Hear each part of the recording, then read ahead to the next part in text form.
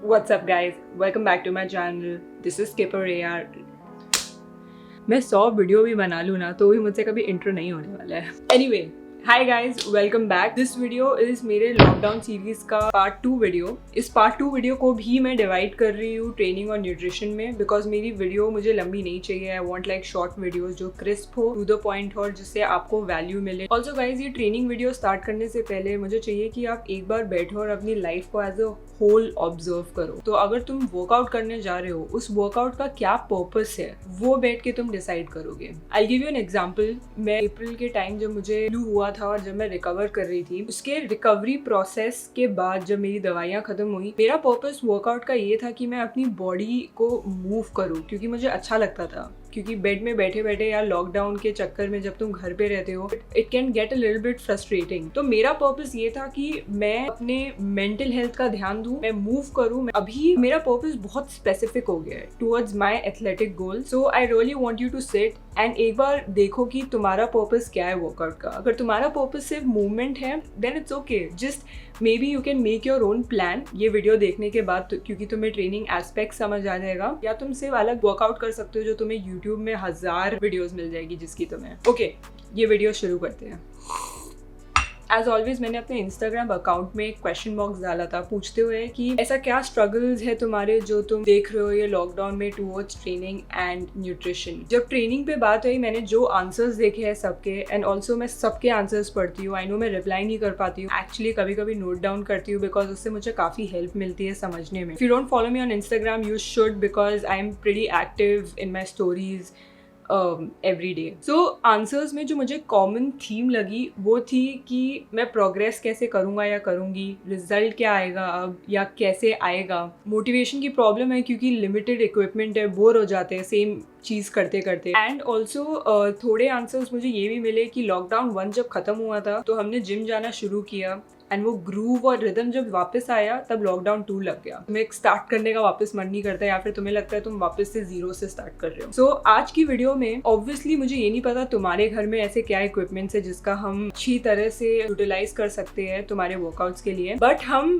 Training principles के बारे में बात कर सकते हैं जो तुम जस्ट ये वीडियो के बाद अप्लाई कर सकते हो अपने वर्कआउट्स में. तो let's get started. First of all, मुझे लगता है कि ये मोटिवेशनल इशू हट जाता है जब तुम उसमें लॉजिक क्रिएट करते हो. सो ये टॉपिक सबसे बड़ा क्वेश्चन ये आता है कि लॉकडाउन में can you actually grow your muscles, and इसका आंसर है हाँ, you can definitely grow your muscles.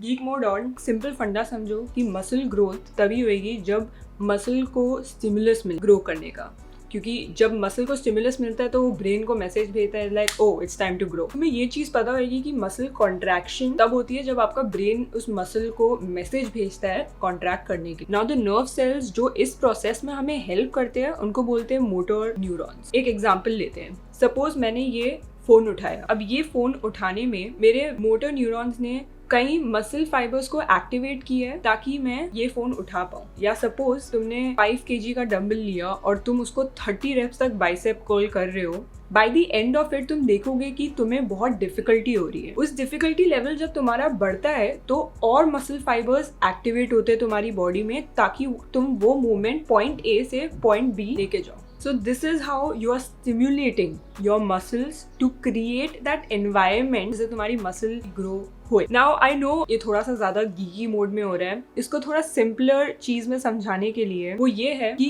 you need to make sure that तुम ज़्यादा से ज़्यादा muscle fibers activate कर रहे हो, और वो तभी होगा जब तुम एक्चुअली में अपने सेट को उस डिफिकल्टी पॉइंट तक लेके जा रही हो. वो difficulty point is when you start fatiguing yourself. Muscles are working really hard to support that movement, and that's what's stimulating और creating the environment for the muscles to grow. I am not saying that you are damaging your muscles. I am saying this is your fatiguing point. You are leaving 2 to 3 reps, but you are closing near the point. Okay, geek mode off. Now that you know कि muscles grow हो सकती है, तुम्हें एक simple logic समझ आ गया है इस चीज़ का simpler terms में. अब जब तुम्हें motivational problem होएगी कि मैं क्या कर रहा हूँ, मैं क्यों कर रहा हूँ, तुम्हें पता होगा कि इससे भी मुझे फायदा होगा. शायद तुम्हें massive growth नहीं मिलेगा, but शायद जो तुमने इतनी मेहनत की है पहले से, तुम उस muscles को hold on करोगे. Touch wood, जब gym खुलेगा then you can actually build on that. पहली चीज जब हम लॉकडाउन की ट्रेनिंग पे आते हैं, that is technique and positional strength. Let's take squat for an example. So इस example में जब तुम नीचे जाते हो, you will probably spend some good time in the bottom position to make yourself a little bit more comfortable. इससे तुम्हारी mobility पे फर्क पड़ता है, तुम्हारी awareness बढ़ती है body में, and तुम्हारा technique भी ठीक होता है. Technique work, as the name suggests, is basically तुम अपने basic movements जो push, पुल, हिंज, स्क्वाट, इन सारे मूवमेंट्स पे फोकस करोगे, उसको प्रैक्टिस करोगे और ये अपने स्किल्स को बढ़ाओगे to a level where when you enter the gym you will kill it. I feel कि ये टाइम बहुत ज़्यादा फायदेमंद हो सकता है क्योंकि हम वेट्स के अराउंड होते हैं, तो ऑब्वियसली हमें मन करता है कि हम हैवी लिफ्ट करें और ऐसा कभी टाइम नहीं आएगा कि हम एक्चुअली पेशेंस रहें और हम फॉर्म पे ध्यान दें. So this is the perfect time कि तुम अपने स्किल वर्क पे ध्यान दो. मैं क्यों टेक्निक और पोजिशनल स्ट्रेंथ में इतना एम्फेसाइज कर रही हूँ इज़ बिकॉज सब ये क्वेश्चन अपने आप से पूछते हैं कि ऐसी क्या वॉल्यूम, इंटेंसिटी या लोड है जिससे मैं अपना मसल ग्रोथ देख पाऊँ. एंड हम इन सारी चीज़ में भूल जाते हैं कि वॉल्यूम स्टार्ट होती है वो एक रेपिटेशन से जो तुम करते हो. एक रेपिटेशन ठीक करो क्योंकि हर एक छोटी बूंद से एक मटका भरता है, वैसी हर एक रेप से तुम्हारा वॉल्यूम बनेगा.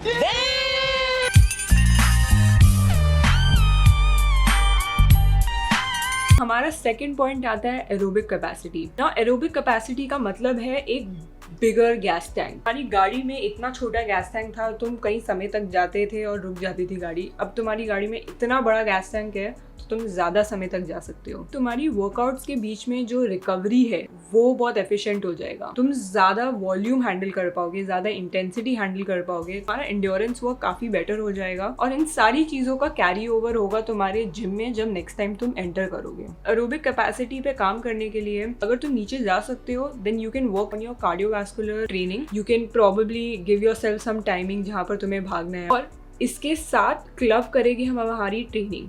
और क्योंकि हमारी ट्रेनिंग मिनिमल इक्विपमेंट के साथ है तो तुम्हारा एनीवे डेंसिटी वॉल्यूम की काफी हाई रहेगी and that goes a little bit more towards the conditioning work. This both together will help you build a bigger gas tank. हमारा तीसरा पॉइंट है body weight training. Body weight training बहुत underrated है. Basic wait movements जैसे pullups, pushups, squats और pushups के variations जैसे pike pushups, ये सारी चीजों से तुम्हारी बॉडी काफी डिफरेंट वे में चैलेंज होगी. क्या तुम मसल ग्रो कर सकते हो? हाँ. हमारी बॉडी को ये नहीं फर्क पड़ता तुम क्या यूज कर रहे हो, तुम डंबल यूज कर रहे हो या तुम अपना बॉडी वेट यूज कर रहे हो या TRX यूज कर रहे हो. तुम्हारी बॉडी को सिर्फ वो स्ट्रेस स्टिमुलस समझ आता है जो मिलता है. मैं क्यों सजेस्ट कर रही हूँ बॉडी वेट ट्रेनिंग इधर इज बिकॉज एक तुम्हारे बॉडी की अवेयरनेस बहुत ज्यादा बढ़ती है, तुम्हारे कनेक्टिव टिश्यू में स्ट्रेंथ आती है, जॉइंट को स्टेबिलिटी मिलती है. ये तीनों चीजें बहुत ज्यादा इंपॉर्टेंट है for a long term growth. Now I know कि ऐसे कई लोग होंगे जो थोड़ा हैवी लिफ्ट करते होंगे और उनके लिए body weight training is like क्या है, मैं क्यों करूँ, मोटिवेशन नहीं है मेरे पास. तो इस सेगमेंट में मुझे ये भी बात करनी है कि तुम कैसे उस फेलियर पॉइंट तक जा सकते हो. सपोज अगर हम स्क्वाट का एग्जांपल ले,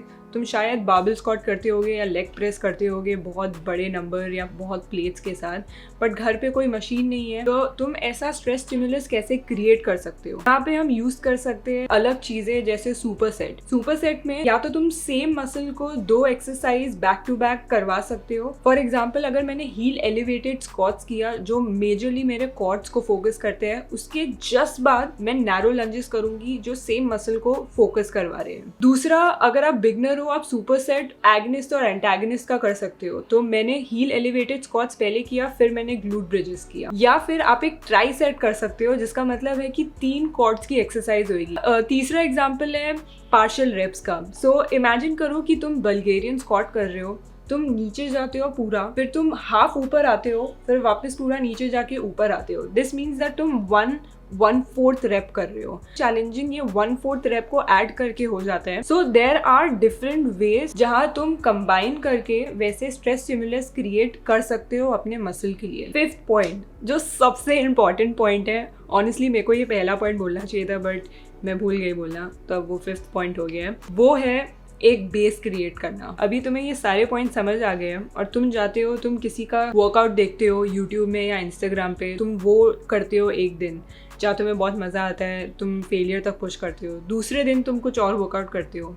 इससे प्रॉब्लम क्या होती है, तुम्हारी बॉडी ग्रो नहीं होगी। तुम तभी बिल्डअप कर सकते हो जब तुम एक चीज़ को बार बार करते रहोगे। तो अगर तुम अपना कोई वर्कआउट बना रहे हो, प्लीज़ मेक श्योर कि तुम एक बेस क्रिएट कर रहे हो, एक अपना वर्कआउट प्लान क्रिएट करो ताकि तुम उस पर स्टिक रहो और फिर उस पर प्रोग्रेस करते रहो। But honestly this is a really good time to invest in a coach. I know कभी कभी ये इन्फॉर्मेशन थोड़ी ओवरवेलमिंग हो जाती है। ऑल्सो अगर कोच होता है तो अकाउंटेबिलिटी फैक्टर आ जाता है and they will probably know what's best for you, especially at this time when you have all the resources around you, तुम अपने घर पे हो। But प्लीज़ याद रखो कि वेलबींग का ध्यान देना बहुत ज़्यादा इंपॉर्टेंट है।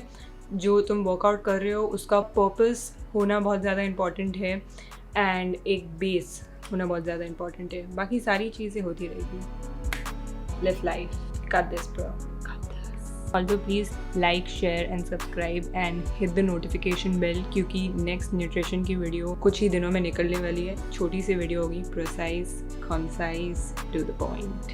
और अगर आपको कोई भी क्वेश्चंस है तो प्लीज़ कमेंट कीजिए नीचे, मुझे हेल्प मिलती है समझने में आपका पॉइंट ऑफ व्यू। एंड अगर मैं इस वीडियो को और कैसे बेटर कर सकती हूँ फ्यूचर में, प्लीज़ फीडबैक भी शेयर कीजिए अपना नीचे। I appreciate everything. एंड जो भी मेरे यूट्यूब में नए सब्सक्राइबर्स आए हैं, I am really grateful to have you all here. Let's get going, we got to work on the nutrition video too.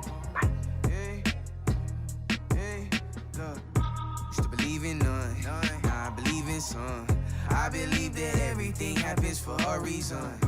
I believe that